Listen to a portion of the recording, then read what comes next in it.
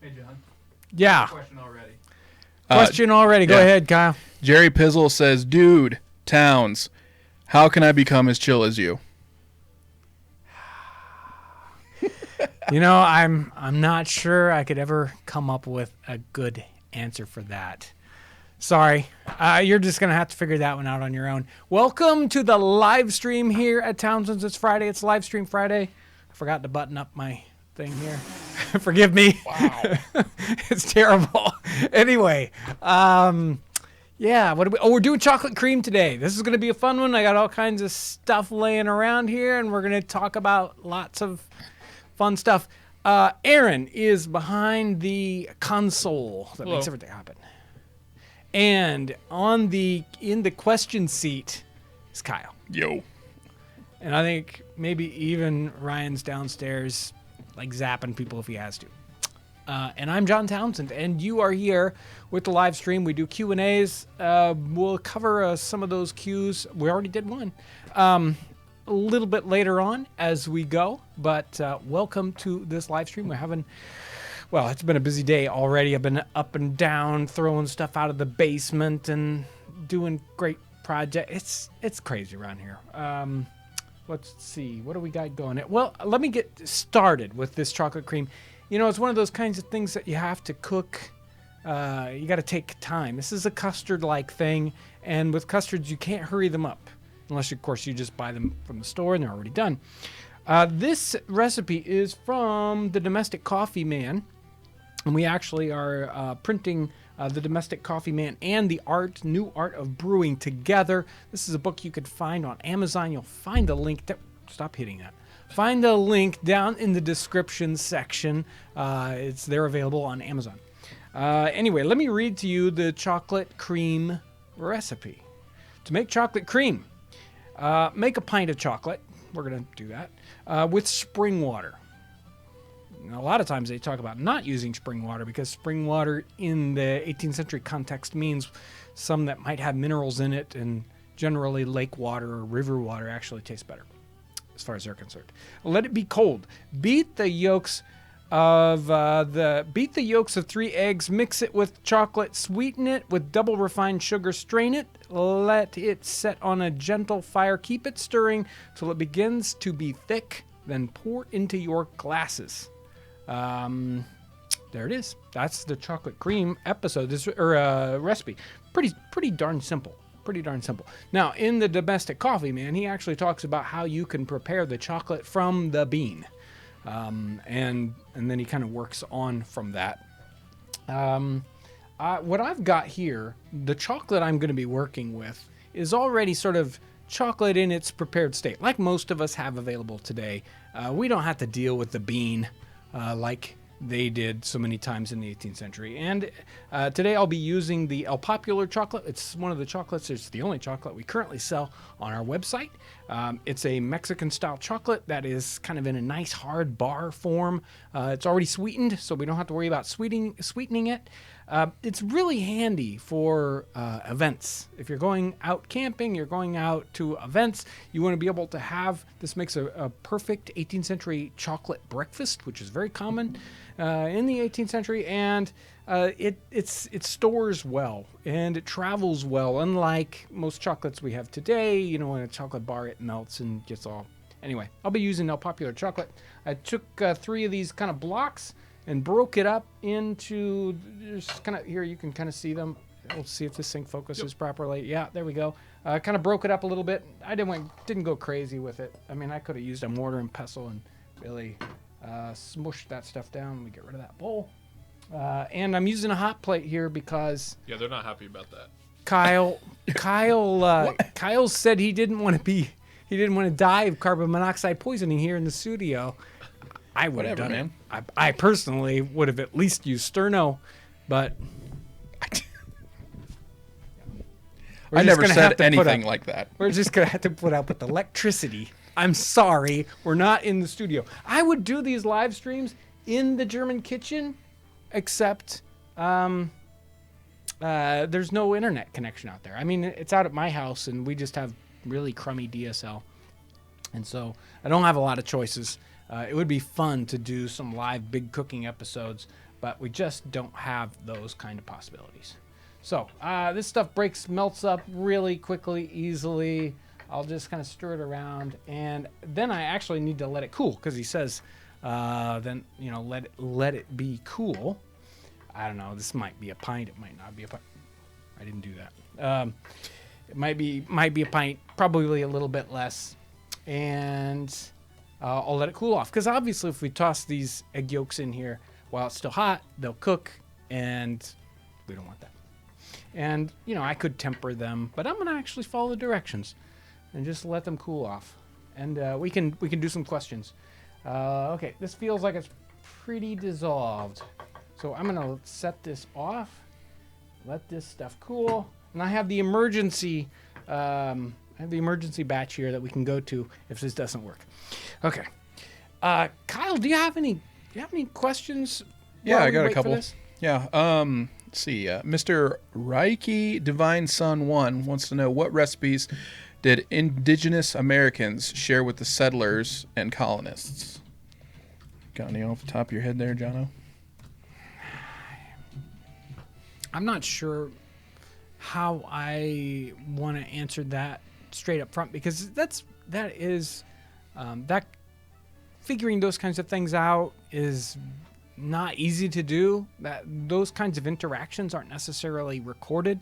I think a lot of what we read in history books today is extrapolated. It's kind of, they're guessing at what happened. And so we know that the corn and it's being used in this diet for the North Americans is, it's what sustains the colonies, really. I mean, it is the main staple for quite a while. And so there is no way that they would have, let's say, adapted to the corn at all without a lot of intervention or at least help from the Native Americans. What exactly form that took and how that looks, I'm not able to answer at the moment. Let's see. Chris Witkowski is asking about the redware. Can it be used on a stovetop? Yeah, like I was using the pipkin here on the you can use it on gas. I've used them on gas at home, and but these things need a gentle heat. They cannot take the same kind of stress that we would put on a metal pan today. Any kind of ceramic piece like this, they expand and contract depending on how hot they get. And of course, if you heat it very slowly, the whole pot gets to the proper heat, and so it doesn't break. But if you heat something really rapidly, put it on high heat, you're going to crack them, you're going to break them. If you look at the period pieces, you will find lots and lots of broken cooking crockery. It was the least expensive type of cooking ware at the time, and so it's nearly disposable in the time period. So you see lots of these things broken. You can even find, say, old pieces on eBay, and many of them are cracked. They were thrown out, and they may not have totally broken, but depending on the shape of the piece, some of them they just broke all the time. The pipkins are a very, very rounded body, so they actually hold up pretty well. But there's a frying pan version that shows up many times. They just break like crazy because of the shape itself. Hey, whose recipe is this? Somebody was curious. They missed the beginning. Again, this recipe is from the Domestic Coffee Man. And it's Humphrey Broadbent is the person who put that particular book together. You got a minute to show off the new product? Yeah, mugs? So several months ago, we did the Throwback logo mugs. A lot of people, recently this last year, we changed our logo. We kind of simplified it. We changed it from James Townsend and Son to just plain Townsends. A lot of people were like, "Oh, I like the old logo," and so we did these logo mugs. Except they were a different color. We did a white with blue and a brown one, two-tone brown. Well, we've done a new batch of mugs. Throwback logo mugs. I won't remake those other ones. And this is a limited run too. We've got this steel blue color, which is really cool. And we're calling this one Moss Over Chestnut. It's kind of a green, cool glaze that goes over a real nice chestnut color. And this time they came out even better than last time. Really beautiful pieces. These are available on our website for a very short time. They're special priced. They're just $20. There's some shipping on there because it's underneath the free shipping amount. But these guys are available for this special price for until probably 6 o'clock tonight, and then they'll go up to the regular price. And if you order these and you want me to sign the bottom of them, I'll do that too for free. Yep, those are in the description box. A link is in the description box of this video. I don't expect them to last very long. The other ones didn't last very long. John, are those mugs microwavable? Got a question. I would say yes. I don't. Close enough. I haven't heard anything about the other ones having that kind of problem. So I would say, yeah. Microwaving. Ugh, terrible. Okay. Yeah, because your hot plate is so. Hey, hi. That's a 18th century hot plate. Okay. I'm still too warm over there. Still too warm. Let me read a question that came in. I think it came in this morning or yesterday. And I want to thank everyone's great response to the Hessians episode. That was a really interesting one to put together. I've been doing a lot of reading in that kind of vein, and that one, there's so much going on with those people with that set of people in the war, that it's hard to pick out, something to really focus on because so much is going on there. The travel part of it, the food part of it. I mean, it was great. So, I printed this awfully small here. I think it's Reese Thomas. After watching your channel, I was compelled to pick up a copy of The Adventures of the Revolutionary Soldier by Joseph Plum Martin, which is another one of those books where you recommend. The Joseph Plum Martin book is just really, really good. It's fantastic. I'm only halfway through the book, but the overall theme I notice is everyone is always supposedly starving. Joseph frequently says he goes more than a day without food, and that's on top of fighting and marching. He also has some questionable cooking methods, i.e. cooking a goose whole, the feathers and all, over the fire, and even electing to eat some raw beef instead of cooking it. I think it was raw pork, which is even worse, or salt pork. Do you think these are... No, there was a raw... do you think these embellishments to make a good story or actual fact? I also noticed he mentions American officers had ample food while the soldiers did not. Did the British just have more supplies in general? He mentions finding quite a lot of food in the British camps. And so there you go. There's a lot there. Was it embellished? I think there's obviously a certain quantity of embellishment. I mean, you look back on any kind of situation and you remember it in a certain way. And obviously, the main part of what he remembers about being a soldier in the 18th century was not having enough food. And I can truly imagine that was the problem. And, I'll bet you that many of the circumstances happened just like he said, and that they didn't have food when they needed to do. I don't think it's a real exaggeration. Now, it feels like exaggeration in that it happens constantly because he mentions that. He does not mention, there were these 3 weeks when we ate high on the hog, okay? He doesn't write about those. He writes about the things that are interesting that did happen, and he was without food. Because the reason why I don't think this is embellishment is because you read about it over and over and over in different people's accounts. So, the Germans, even though they were supplied in a completely different way, quite often they were low on supplies. They didn't have food. And the idea that people didn't eat for a day or two at a time. I think that happens all the time in the 18th century, regardless of whether you're a soldier or not. That is common in these settings, and we just think that's extraordinary because we aren't without food for a day or two at a time. But I don't think that was that terribly rare for people in the 18th century. The weird cooking methods, throwing a goose on the fire. I can see a bunch of young soldiers that get their hands on a goose and they just throw it on the fire, and then I can see that. I don't think that's embellishment.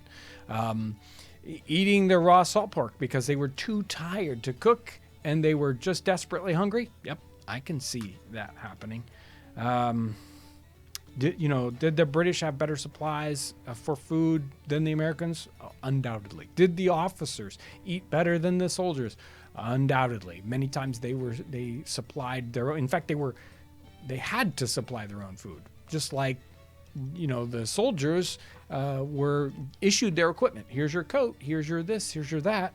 The soldiers, sorry guys, you got to come up with your own outfit, and so that's why many times the officers' outfits seem sort of made up because they just ordered whatever they thought would look good on them. So, boy, I think that's most of the question there. There is a lot there.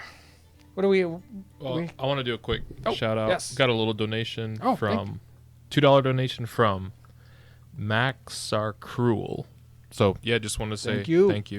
Thank you. Yeah, in no fact, comment or question. Oh gosh, I really was intending to bring in a.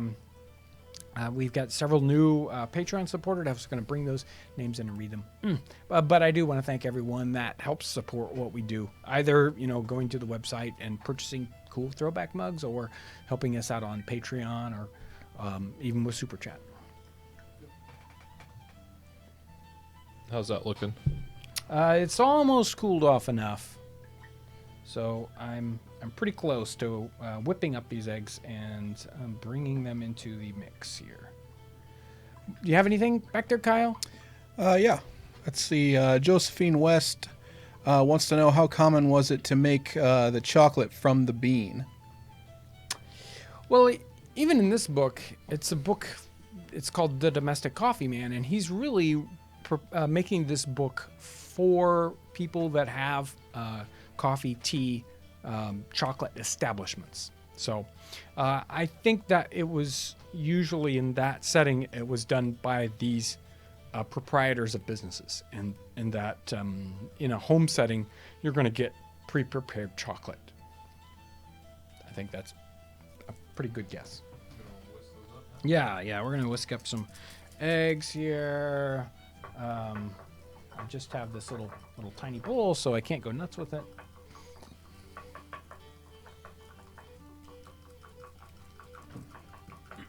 Okay. Got some little. There we go. And in go our egg yolks. 3 egg yolks.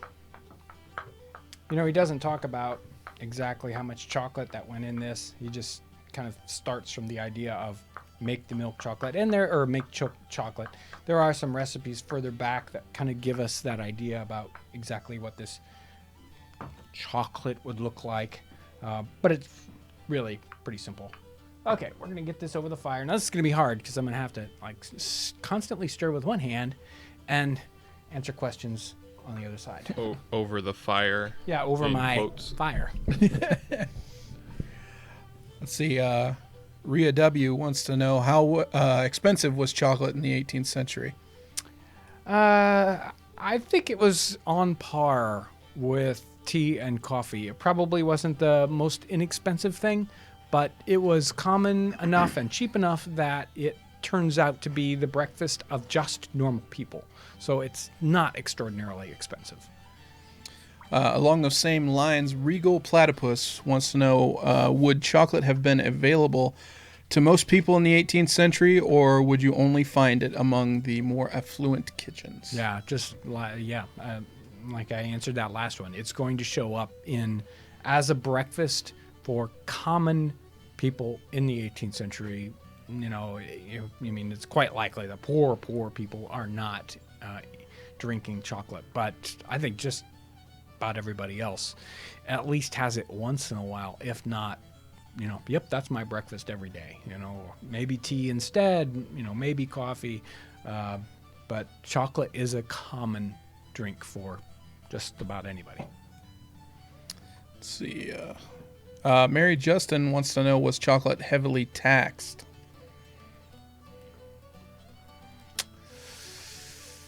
I haven't run into that. I mean, tea obviously is taxed here in the colonies. I don't think chocolate is taxed in the same way. Undoubtedly, it was, taxed in some particular different ways, but I don't hear about that, popping up in my reading. Let's see. James ST6474. How about mochas? Did people mix chocolate and coffee in the 18th century? I haven't run into that specifically. And that kind of leads into more about what chocolate ends up being, at least in the 18th century.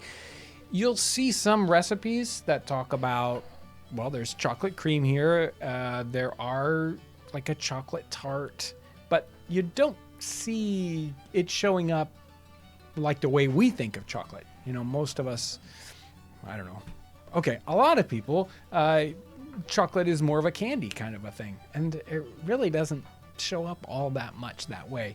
Really, I think the major way it shows up in the 18th century is as a simple drink, and occasionally some other things are flavored with chocolate, but not nearly as commonly as we've kind of spread it out and how it's gotten popular in the 20th century, 21st century. A couple of people asking about those whisks, John. Yeah, the whisks. Whisks. The trick with whisks is they're birch whisks, and you really can only make them at a certain part of the year, and it's hard to find a good supply of birch twig whisks. We have a supplier that sometimes gets us whisks out of Michigan, but he can only just make so many, and we sell them all, and then we don't have any. So usually it's sort of like a 3-month window of the year where we have whisks available, and then we don't have any whisks. Let's see. D. Wagler wants to know what the origin of your name is. Townsend? Well, I don't know the origin of the name. Actually, it was another one of those things I was going to prepare for the live stream, and I ran out of time, which I always do. In fact, they make jokes about how many times I run up and down the stairs right before the live stream, because I'm like, getting stuff and getting prepared, and I always forget about half the stuff I want to do. Hey, John, we start in 30 seconds, and he leaves the room. Yeah, and then I leave. I want to do a shout out real quick. C. Neg, $10 donation. Thank you. Thank you a lot. Yes, appreciate it. Yes. I lost my train of thought there. So I don't know about the origin of the name Townsend specifically and what it is supposed to mean, right? Did they live at the town's end, or I have no idea. But we did have someone who very kindly said, "Hey, I'm going to look up your lineage," and so she sent me something just the last day or two, and it was pretty interesting because we weren't. I think I've mentioned it before. I don't have necessarily the information on the Townsend end of my family tree necessarily. She ran that back pretty quickly and found it was sort of like. James, son of James, and then it goes through like 3 Williams, William, son of William, son of William, and then son of John, son of John, son of John. So there's like these 3 John Townsends in the 1630s through 1750 or so. Apparently helped settle Pennsylvania along with William Penn, and so that's where the Townsends side of my family kind of hails from. It's apparently English Quaker roots there. How's that chocolate looking? This kind of thing, it's just nowhere near where it's supposed to be. Gotta put some more fire into that, and we'll get there. Let's see. Rokagi99. How do you know all this stuff? Why are you the way you are? Oh, I'm sick. I'm just a sick man.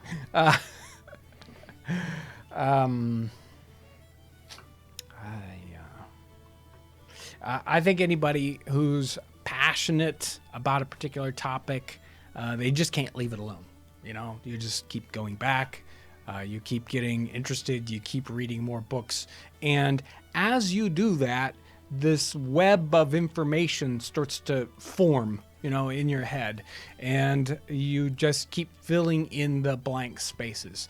And a lot of times, you know, I'm a pretty scatterbrained, or let's just say I don't focus very well on sometimes I focus too much. Anyway, I'll go down rabbit trails of research or skills or whatever that is. And the interesting thing is, as you do that, you'll go down the rabbit trail. You'll kind of hit the end of it where it's like, okay, I figured out as much as I need to do for that, and you'll move on to the next one. But they all link together. The skills that you learn from one thing to another link together. The information that you learn and the things you read about do the same thing. They link together. They start to make sense. So you take any of these 18th century cookbooks, you pull it out of context, and you read it all by itself, and it doesn't really make any sense. Like 9/10 of it is, you know, this is gibberish. This doesn't seem to make any sense. But after you read 3 and 4 and 10 and, you know, 20 cookbooks, all of a sudden, okay, I see how these all connect together. I see what this person's trying to do in this cookbook, or I see, or the really strange ones is where something stands out completely from all the rest, and you say, where did this recipe come from? You know, why is this here? Those are the really interesting things that get you digging into those. But I don't know if I answered that question at all, but I tried. This is kind of funny.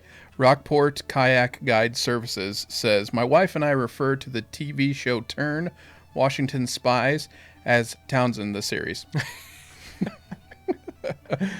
Apparently, while digging in that genealogy, that you see Townsend in that spy ring, and that's apparently there definitely is connection there. So I am spy-like, apparently. Michelle Colley wants to know, what is the difference between the chocolate that you're using and the old-fashioned Hershey's powdered chocolate? It's like baking chocolate, or yeah. I couldn't answer you very well on that one. This probably has more sugar in it as it comes right from this form. It's really meant.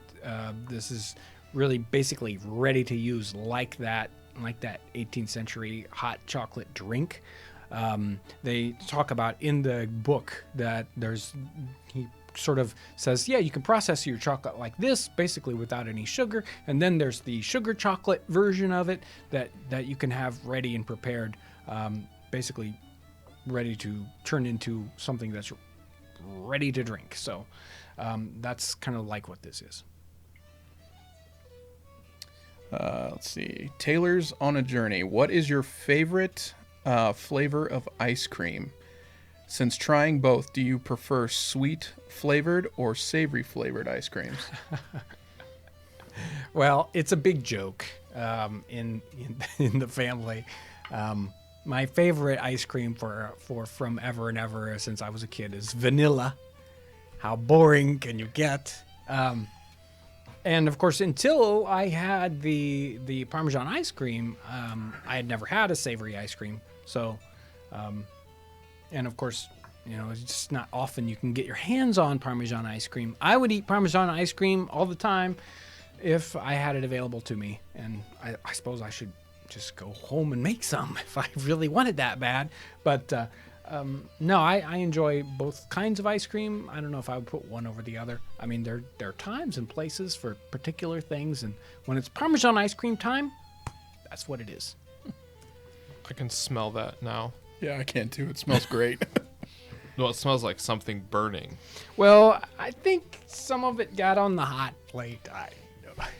I like the smell of burning things, okay? I just hope the fire alarm doesn't go off. There is no fire I alarm. was, yeah, wait, we don't have one. Emma Laufey's son wants to know, do you consider yourself a historian? Do I consider myself a historian? I don't know how you would define historian. History obsessed. How's that? Jordan Hollerick, if you had a choice, what period would you reenact if you couldn't do colonial America? I think any of the time periods that you go in, you're going to find extremely interesting situations and things that are always worthy of deeper of research, reflection, whatnot. So, I think you can go anywhere and find something truly interesting to dig into. It's like you're in a field, and anywhere you stick your shovel in, you're going to find something cool under the ground if you do the digging. Well said. What do you think? Is that going to take the whole... Oh, it depends on how thick you want it. See, that's why I have the finished stuff over here. See, I'm not sure exactly. Yeah. With the magic of television. How's our time going? Yeah, it's like, ta-da, magic oven. It's like 4:30. Yeah, I'm gonna Keep going? I'm gonna go for 5 minutes, and if it hasn't thickened up like I want it, I'll just set it off to the side, and we will try. Oh, how disappointing. We will try the already pre-prepared. I made it this morning. Chocolate cream. This isn't difficult at all, obviously, but you just have to sit here and do the thing. You just have to be very patient and stirring, and I could try to hurry this up and turn it up, and then it would do bad things, or I can just be patient. Obviously, Aaron's not patient. He wants chocolate now. I'm hungry. So what goodies do I have here? I don't know. What do you have? I don't know if I can show this to you. One of the things that shows up. Can you see this with the camera? Yep. So, it's a handmade linen thread button. So, this apparently is common in the 18th century. They had they would make buttons with thread. And there's this lady over in Illinois that makes these thread buttons. So we're going to start selling them. And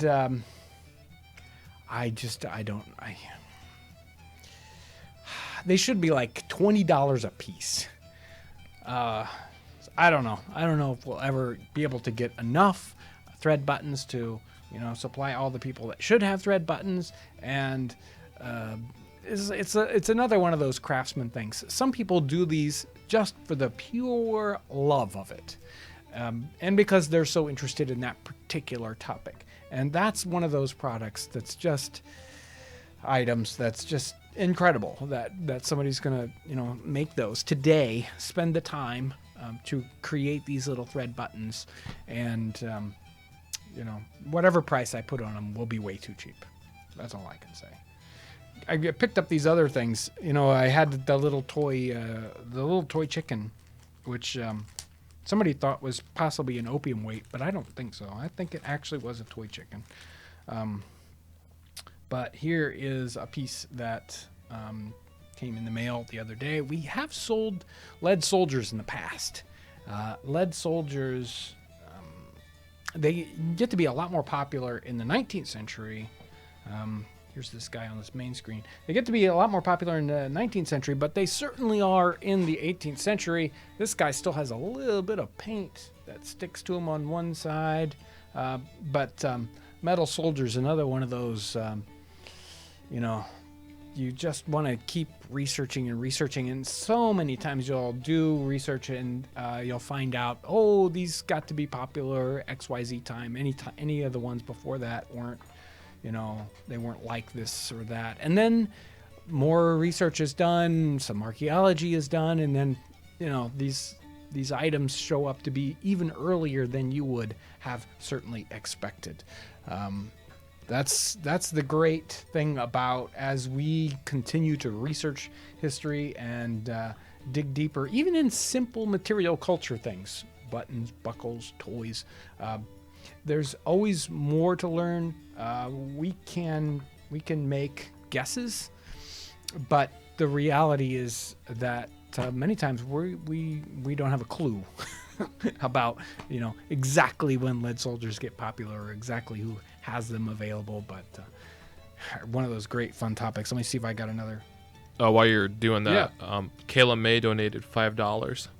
Thank you. Kayla May says, you mentioned that chocolate wasn't really a candy type food in the 18th century. Right. What kind of candies / sweets were common? Well, if you went to the fair, you would probably get gilded gingerbread.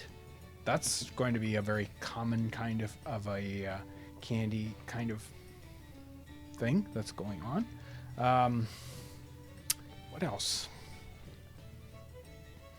There are some, we haven't gotten to them. We have done a lot of research. They show up in the cookbooks, kind of one of those little hidden gems, the clear cakes, which are sort of hardened jelly candies. They certainly candied certain kinds of fruits and they candied flowers, but I think they used them differently than, or thought of them differently than what we consider candy today. Okay. I'm going to go ahead. I'm going to give up on this. It's, and I'm going to serve the pre-prepared stuff because the problem I have here is this is supposed to cool anyway. So, okay. So imagine. There. Oh, wow. There we go. Look at that. It's ready to go. I'm going to serve this out. And this will cool off and it'll be ready to serve in a half hour or so.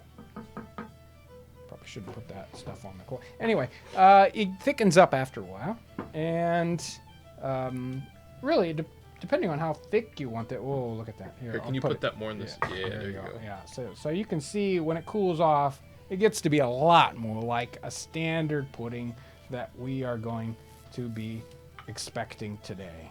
And really, I mean, again, what was the ingredients here?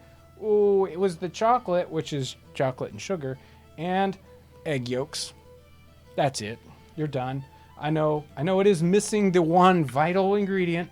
Whoop, ow! Oh, I didn't do that. Right here, nutmeg. But, oh gosh, I'm not making a mess. This is okay, guys.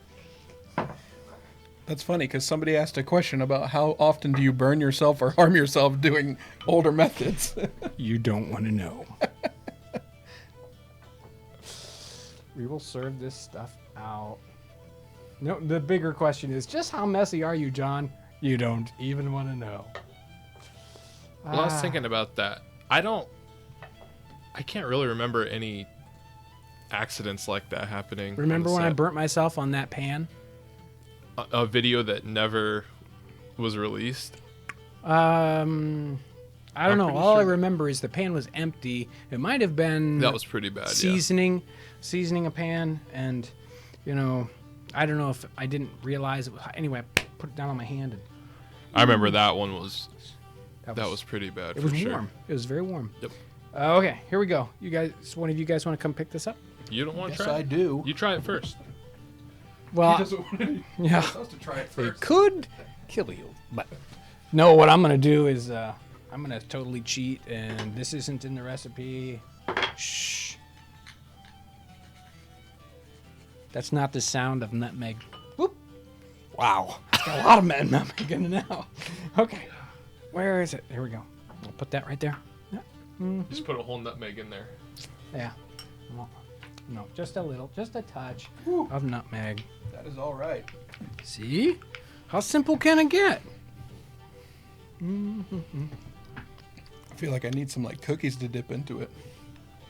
Well, it's really similar to the lemon cream we did, the lemon cream episode, and that we dipped the donuts into. Oh, someone said John thought it wasn't good enough, so he nutmegged it.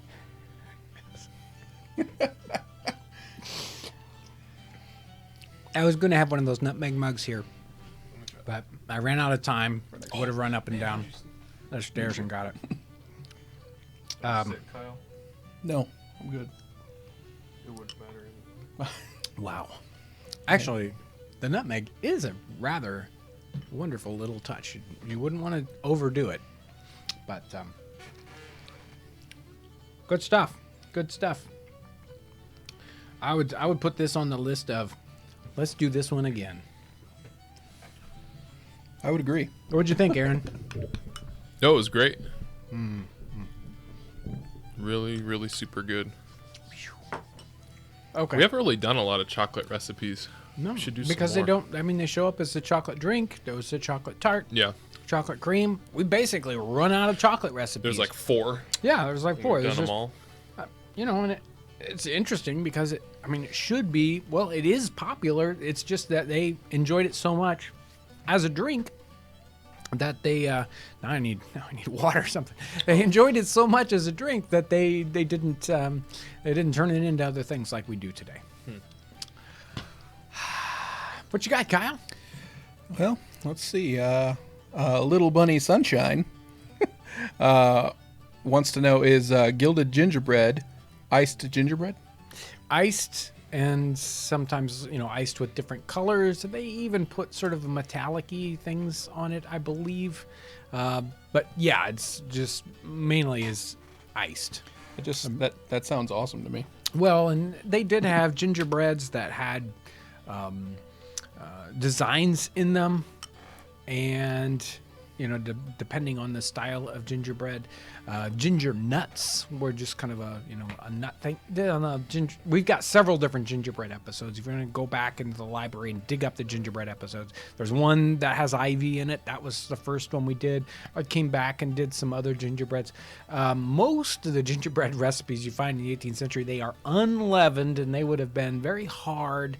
The gingerbread that sort of comes over is very early, is not anything like what we would consider a gingerbread, at least in North America. They were very dense, chewy. I don't know. Gingerbread's pretty weird, but yeah, gingerbread sellers you'd see right there in the street or in the fair. They would have this brazier like object, and they would have the hot gingerbread that you would get from them, and you would eat it hot or at least warm, probably because it made it softer. You didn't break your teeth. A $5 donation from, here we go, B. Rye Calrissian. Calrissian Okay, well, there we Lando.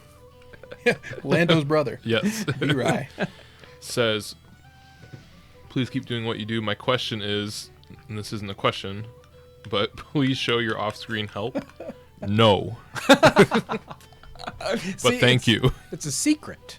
There are secret people back there. Yes, and this person said you can't break the fourth wall. That's exactly. Right. That's right. Exactly. If you got the calendar this year, Kyle's on the cover of the calendar along with me. He's out of focus. He's looking tough back there and all that.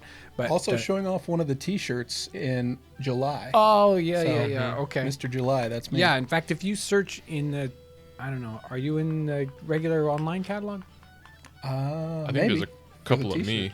but For I'm the like T-shirt, yeah.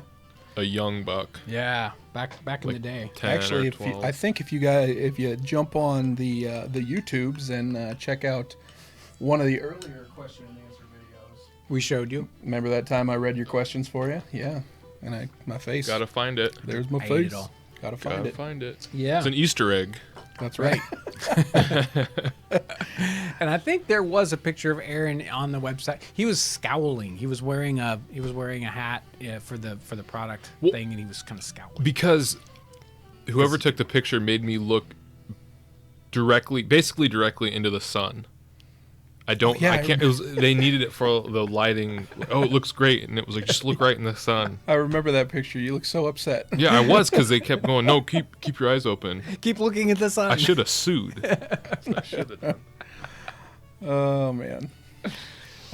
John, White Tiger wants to know, how do you clean those earthenware pots? I'm thinking he's talking about the redware. Yeah. Well, they're earthenware, redware, earthenware. Actually, redware isn't the term. Earthenware is the correct. Oh, well, there you go. These I would clean them just like I'd clean anything else. I don't have it. I mean, you just toss them in the dishwater and off they go. The outside is a dry. There's no glaze on the outside, so it's a little bit trickier to clean. That's why if you look at these guys, when they've been used over the fire, it can be very difficult to get the boy, that warmed up. To get the soot off of them, but they still work just fine. In fact, I think this one, if you look really carefully, it's cracked because we used it on too hot of a fire. But if you got one, it wouldn't break. Yeah. Let's see. Craig Marjoros, did they use vanilla in their chocolate drinks? We've talked about vanilla in earlier videos, and vanilla is they don't use it in flavoring in the 18th century in English cooking basically at all. You almost never find it in the 18th century cookbooks. In connection with chocolate, I think you do see that specifically early and on the continent, possibly like French cooking. But no, I don't think, at least in the English drinking chocolate in the morning kind of a thing, no, vanilla's not going to show up. Even though, we would expect that. That shows up in our cooking or in English cooking in the 19th century when vanilla becomes much less expensive. Do one more. Okay. A couple of people, John, are asking about the bowls that you have in your hand. These guys? Yeah. Porcelain bowls. In fact, we have a new design that'll be up very, very soon. And cups, too. Yeah, and the cups are up on the website now. Porcelain in the 18th century is very, very common. It's a really, really interesting story. Early on, porcelain comes over. There's a couple of different times, but there's a particular time, I don't know, 14th, 15th, 16th century, somewhere probably 15th century. A batch of porcelain kind of shows up in Europe before any great amount of trading was done with the Orient, and they're just totally taken with porcelain. And the Chinese, the Japanese, they were way ahead of the Europeans in ceramics, and so they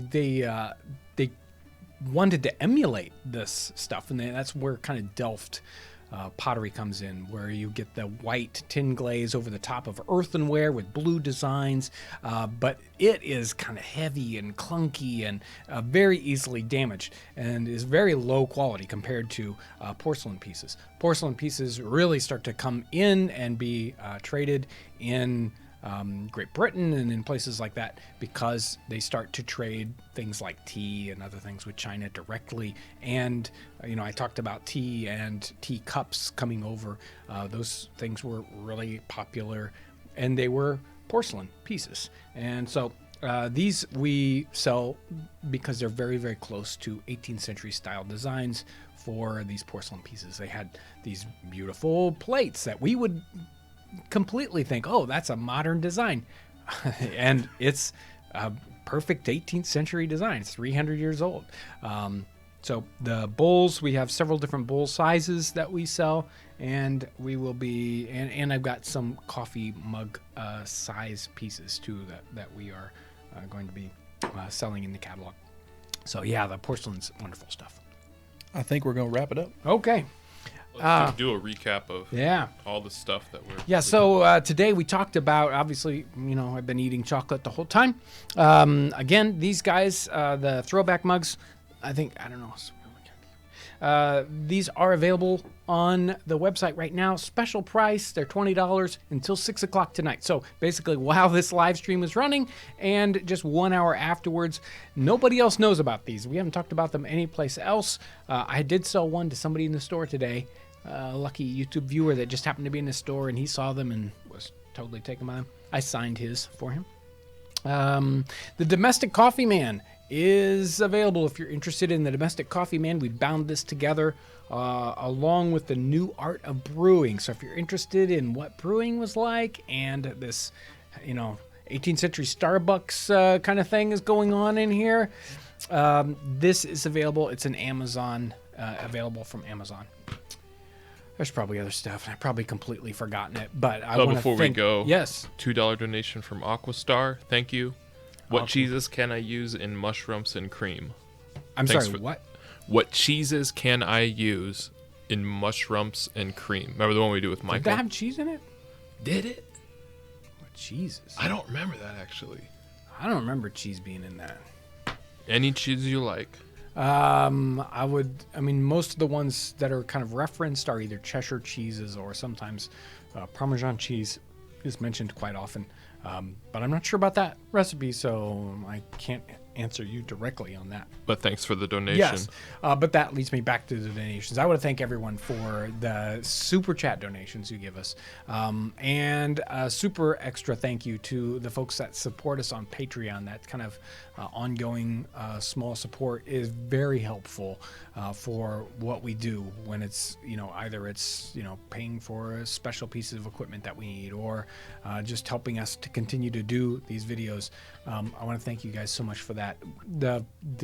Everybody that supports us by going and purchasing merch, it's another great way, whether it's cups or t-shirts or whatever, another great way to help us support us and keep making more videos. We're really working hard on kind of coming up with what's going on in the future and what this next season looks like and what it looks like to be able to go out to events and to historic sites and just exactly what this looks like. And it's very interesting, and so we'll start to bring out more and more of those ideas to see how you can help us do what we do. You can be part of how we do it, what we do here on the channel. So again, I want to thank you guys for all your amazing support. When you watch our videos, you have incredible comments. The comment section on YouTube is probably one of the best comment sections on any channel that you can find. Thank you so much for everything you do, and thanks for watching.